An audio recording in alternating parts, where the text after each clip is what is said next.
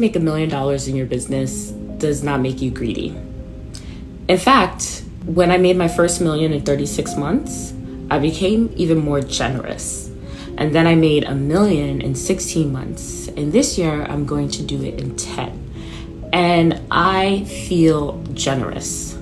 I feel far from greedy, because greedy is really based on lack and fear.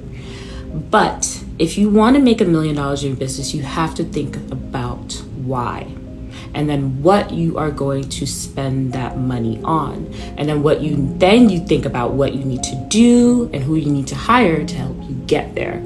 So that's what I'm covering in my webinar that you can sign up for if you're an entrepreneur that has that goal. But before you join the webinar, let's do this exercise. I like to do it with my clients at the beginning of each year. I'm going to hand you this magical pen, and you can keep this pen for the entire year.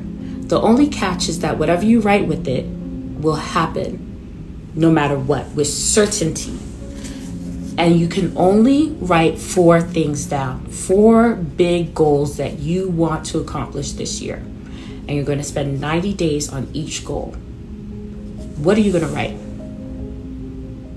Get at it.